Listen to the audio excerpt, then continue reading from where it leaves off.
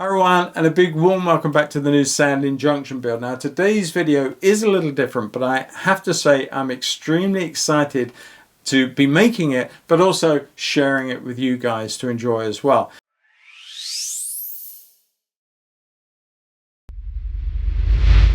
But before I go on to what it's all about, well, this will give you a clue anyway, is the fact, let me ask you this. How many of you out there modeling your layout have thought about 3D scanning? You know, the company Model U that have been going around for a couple of 3 years now, or probably longer than that, that have gone to the big shows, and then you can buy, literally you can have your body scanned in whatever clothing or whatever you desire, and they will then make you a model, either N-gauge, O-gauge, whatever it is, and you can have a model of yourself that you can then paint up and put onto your layout. Ever since I saw that happening a few years ago, I really wanted that. But for me, unfortunately, I don't have the time to go to all these major shows. I'd love to.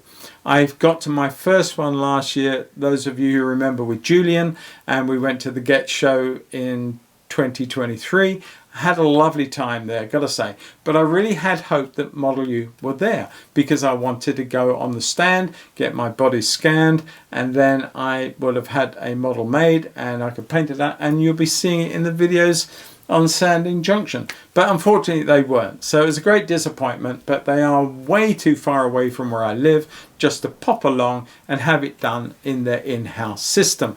So yeah, I sort of resigned myself, never had that done. But until recently, and I've got to say that I am very, very thankful for this from Creality. Now, a few weeks ago, I looked in my inbox and they had reached out to me again and said, Paul, would you like to play around with our entry-level 3D scanner and test it and give a review on it, an honest review, I've got to say, and then show a few examples of the scanning and the outcomes. And I said, well, I don't have a 3D printer that I can use.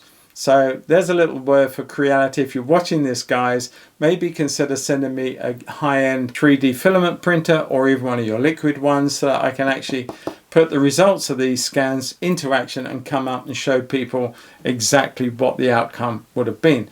But with all that said and done, I have this to play with. And disclaimer, it was sent to me for free to show you guys what it's all about, setting it up and running a few test scans to show you how it works.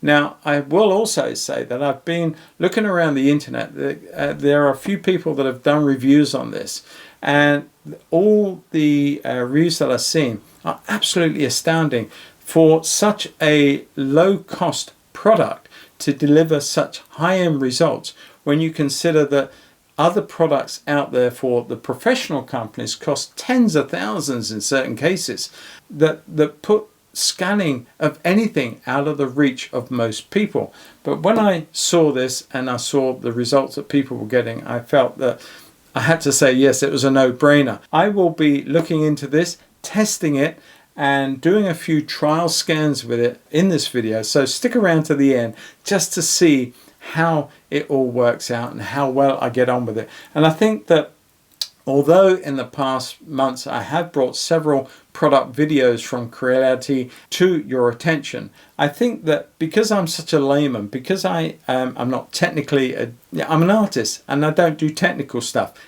I don't do build stuff as such. Certainly I don't do electrical stuff. And the thing is that if I can get one of these products or a laser engraver, and if I can make that work, then I think anybody out there watching this can also make it work, because I am not a skillful person in that regard. So it has to be pretty simple for me to show you guys so that you can see if it's a good fit for you in your own modeling in the future. But if this works out as I hope it does, I want to do a body scan of me in the future, but that won't be in this video. But I will, if I can find a willing volunteer, I will do a head study of somebody and show you the outcome. And I think from little bits and pieces, you know, when you go out, I'm holding this, I don't need to hold this anymore.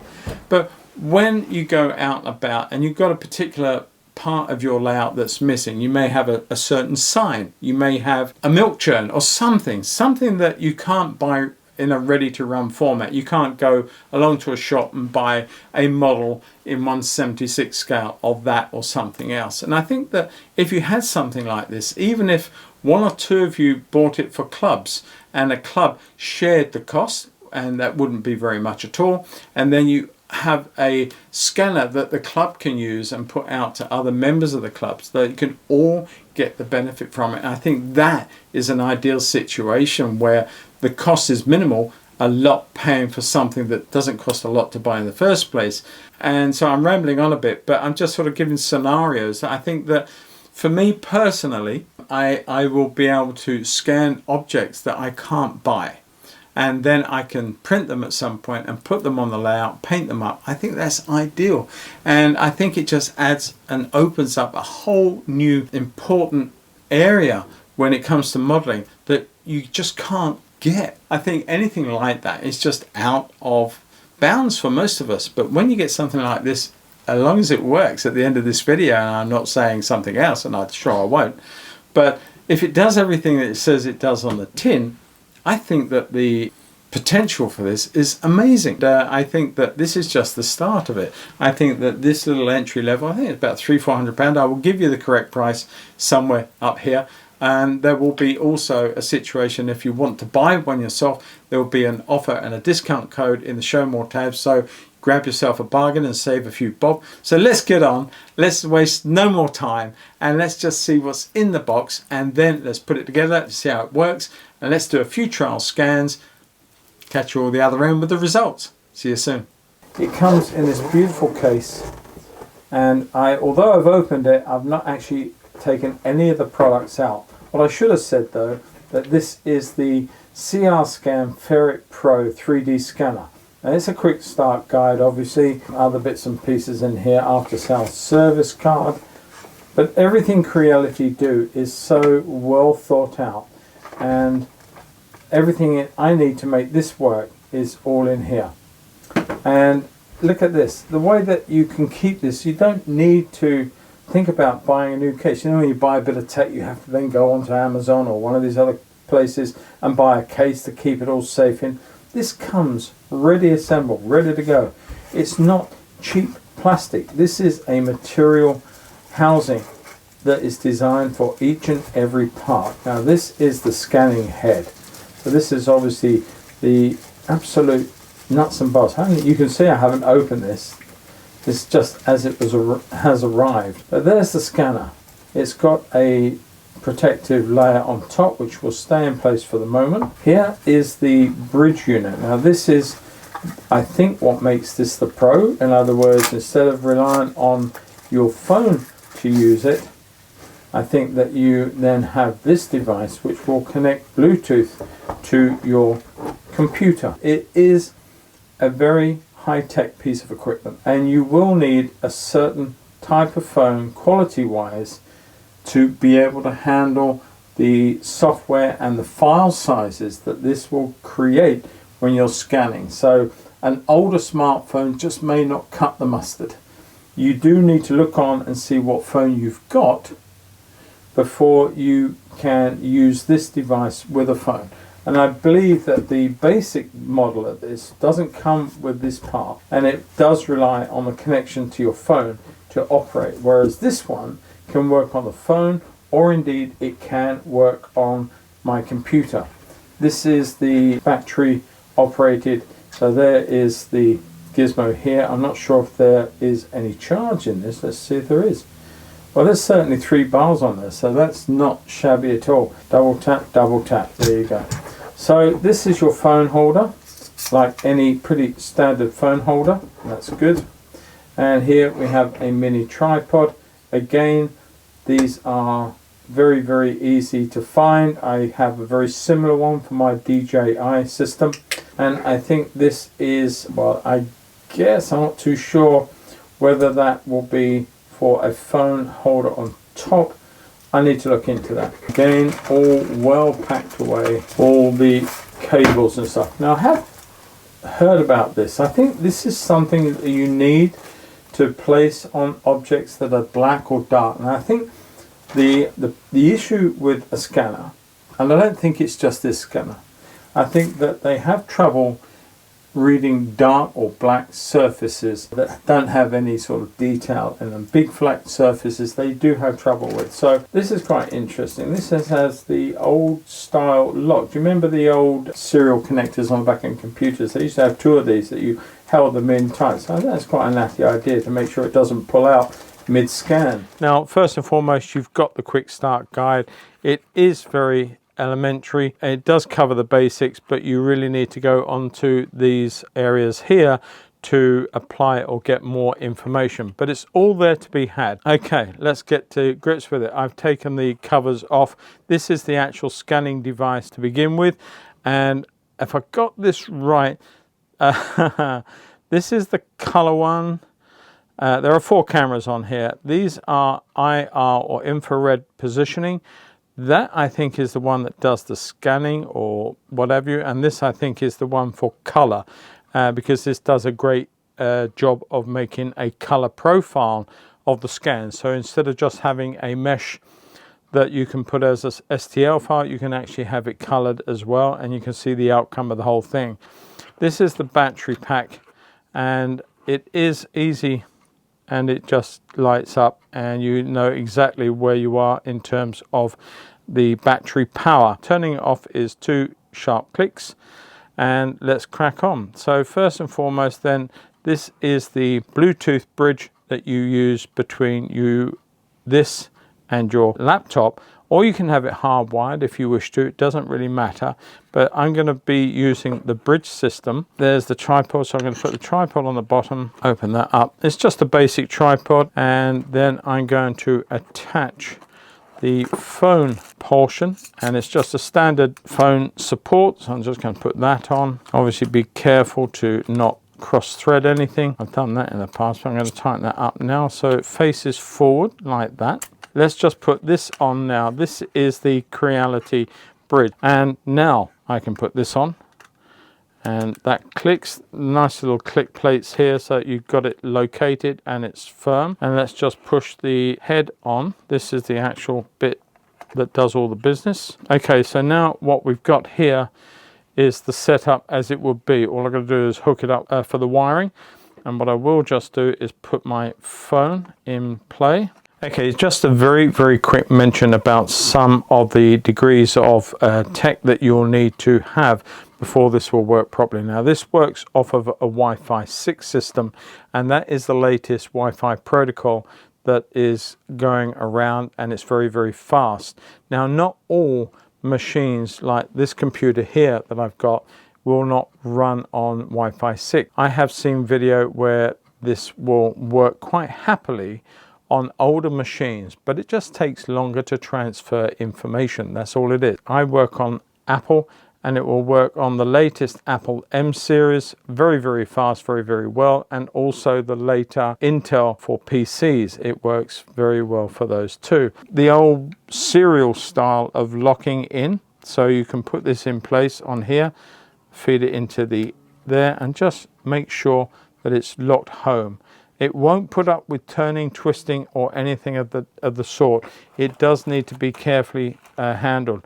But if you look at this, it has a very clear indication on here as to how you should position the wire. So you come out of the machine like so, and it does a little twist, and then it goes into the bridge unit just like that.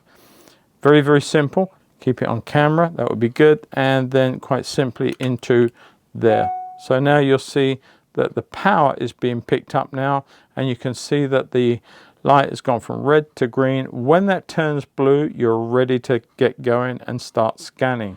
Okay, so one of the other things that you're going to need is a Lazy Susan for just simply going like this with your scan. Set your scan up and then just move this around gently, and that will help you know when to keep everything on track where it should be. Hey Gary, well, I've just opened up the Creality Scan application, and you need to download this from the Creality website. Easy to do. The first thing I'm presented with here is the option of which of these ones that I actually own. Another day maybe, but this is the one we're looking at, which is the Creality Ferret series, and it will take you, if you go here, back to their website where you can see all the information that you want. Here, the Creality Fulcrum 2 Pro, and it gives you lots of information. So I'm going to go back to the scanner. I'm going to cut this out. I don't want it to come again, so I'm going to tell it not to not to do it again. There we are. Now we have scanner is yet undetected. So what I need to do is to go to my system settings, and where I'm on a Wi-Fi system right now, what the Wi-Fi bridge does, it creates its own Wi-Fi area. And so it will exclude all other areas that you are normally function to. So the moment I do this, I'm no longer connected to the outside world when it comes to the internet. So just be aware of that. And if you use it and don't go back to where you should be, you'll wonder why you can't get back online. And that'll be why. My Wi-Fi protocols have isolated. There's the one I need to use, which is the Ferret. And anything with the Ferret, you know it's the right one. And I just ask it to connect. And you'll see it will change and connect to that environment. Don't worry that it's an unsecured network. It's almost like a private network.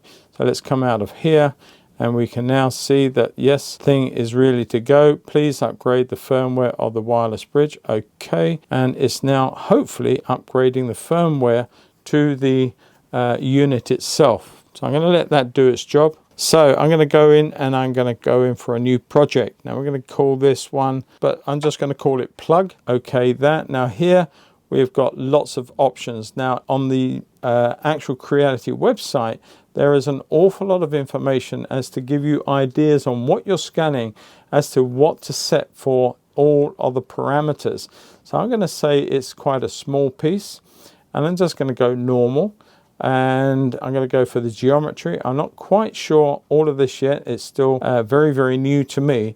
And I've got the high quality, and we're going to exclude the flat base. Yes, I don't want the flat base in, so I'm going to keep that as a yes. Let's exclude that, and then we're going to start to scan.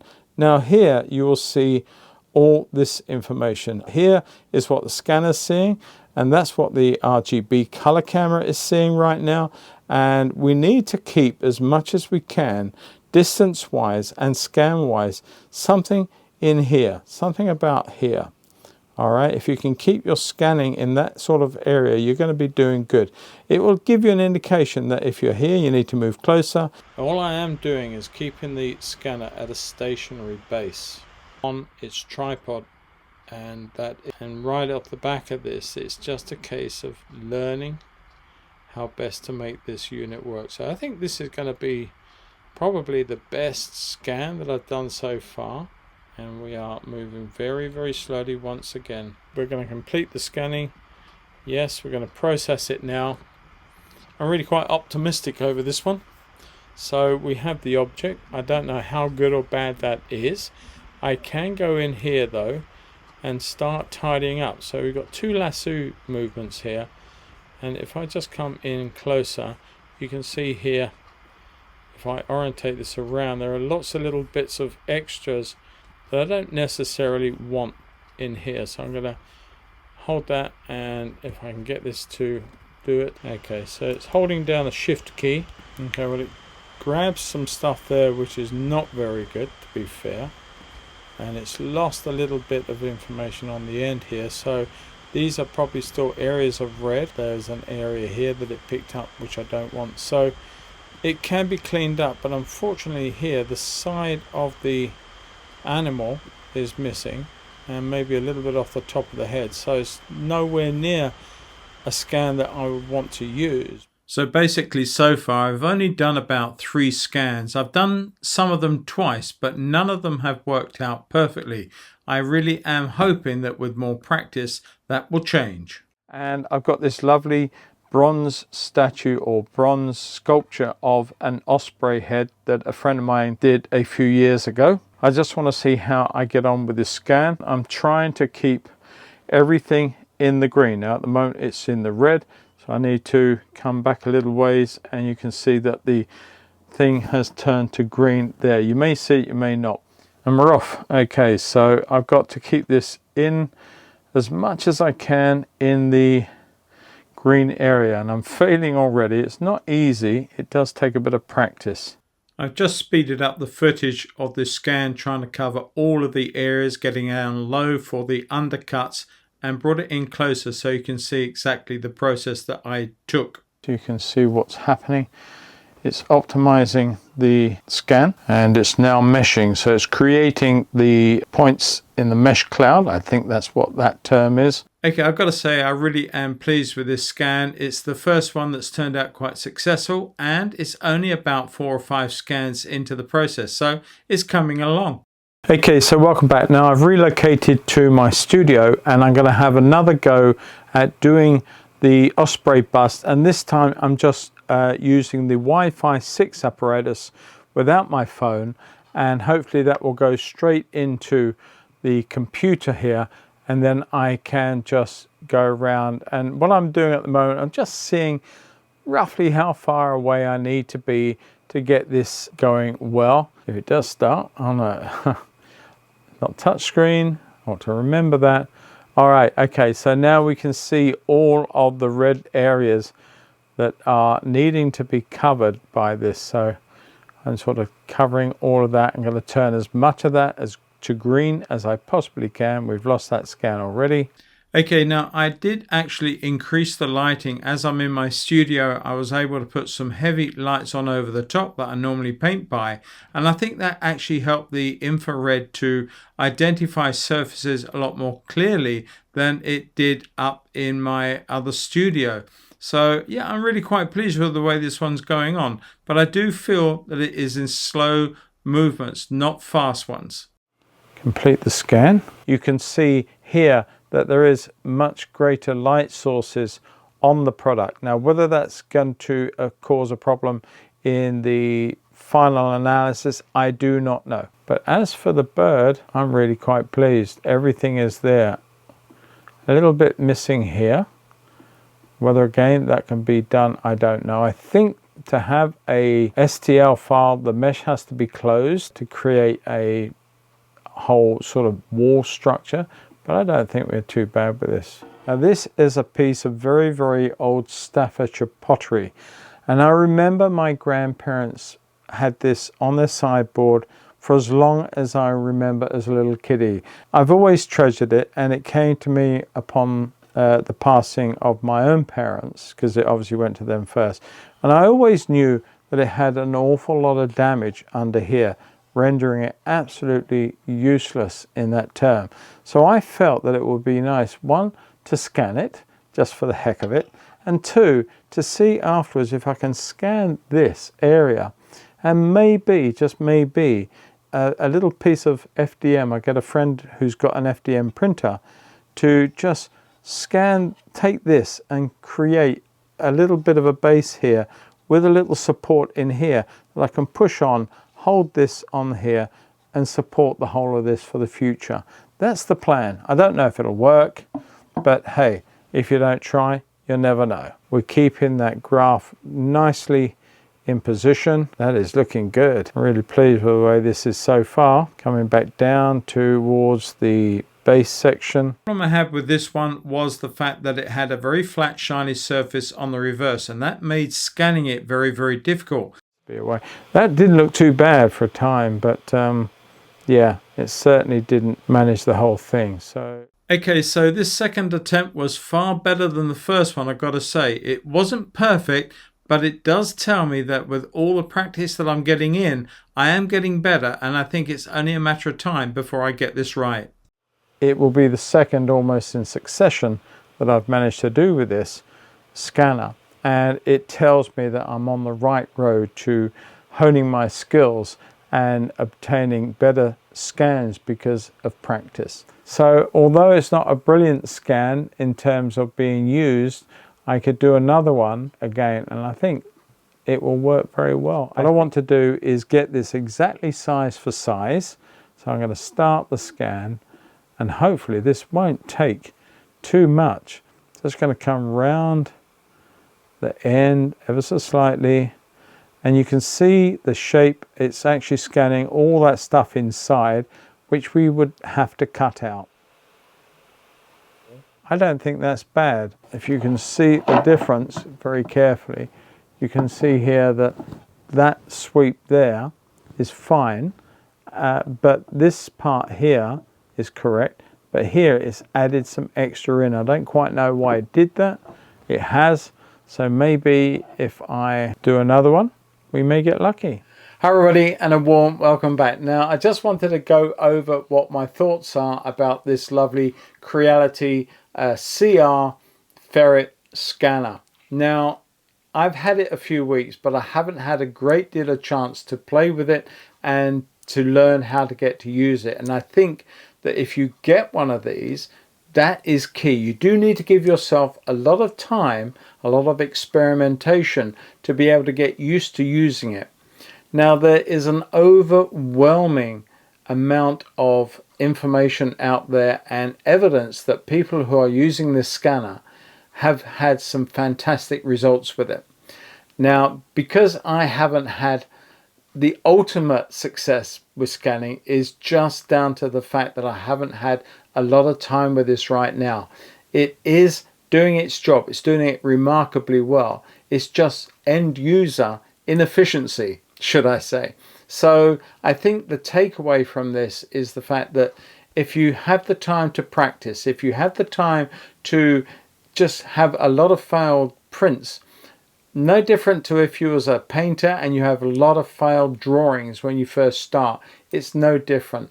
It's all down to practice, and once you get to grips with it, then I think you can have an awful lot of fun with this in the future. Already, with a few scans that I've managed to do, I have had a couple, as you will see in this film, that have proven, may not be perfect, but they're not that bad, and every one I do is getting a little better than the last one. So I think you've got to choose the subjects wisely, and you have to make sure they're large enough for this to see it. I think if you went to the higher ones, the Otter, or I think I forget the name of the other one, they are very expensive ones, but they can getting a lot closer to something or do smaller objects. But this, as I say, it's entry level, and I think for entry level it can do heads, it can do bodies, it can do all of those things. And although I haven't actually done that in this one, I have tried. I didn't do too well with it, but I'm going to have another go, and hopefully I can put this in this video. And would I go out and buy one? Yeah, hell, I would. If I wanted one, I will go out and buy it, because I think that if you can master it, if you can get to grips with it and achieve a good scan, then the sky's the limit to what you can do and to put through your 3D printer, whether it be an FDM or whether it be liquid resin. It doesn't matter. It will work and create STL files for you that you can then make models from. I can't do that, as I said, because I don't have a printer to use this on, but I'm going to store up any STL files that I create, any good scans that I make, and I will have a go at printing them further down the road when I can afford to get hold of an FDM printer. I don't know, we'll see. But I think they're great for what they cost. These are coming in at just over £300 at the moment. I think they're on offer, and I think if there is any offers, it'll be in the show more tab underneath this video. But yeah, I've enjoyed it. It's been frustrating, but I've enjoyed it, and I think it's just that learning curve and that practice. But I think that, as I said, it's a great piece of kit, and I can't fault it in any way other than end user inability to make it function to its best. And I think if you can accept that from this video, and you look at other videos out there that show how well it can be used when somebody is handling it who knows what they're doing properly, then yeah, it's a great piece of kit, and I wouldn't hesitate to promote it and say, go out and get one. Now, it is my honest opinion, you know, although this came to me by way of Creality, I wanted to say what I felt about it. I wanted to give you my experiences on it, and I'll always give you that honest opinion. So yeah, if I had the money and I wanted one, I'll go out and buy it. I don't think I could afford the big expensive ones, and it does give me that entry level to play around and create models for Sandling Junction in the future. And I hope you find that it might be good for you and your layout. And even if not that, then maybe a club may want to club, excuse the pun, club together, purchase one of these, and it wouldn't cost much between all the members. And then you could actually have somebody within the club who's quite handy with it, and then can go around and help the members out and scan stuff for them to print. So anyway, I'm going to leave it there, and hope you've enjoyed it. I hope you got something from it, and I'm sure I will be back doing another video on this not too far ahead of time. I just want to have a bit more time to play with it and give you a more thorough thought and opinion further down the road. Catch you all soon. Bye bye.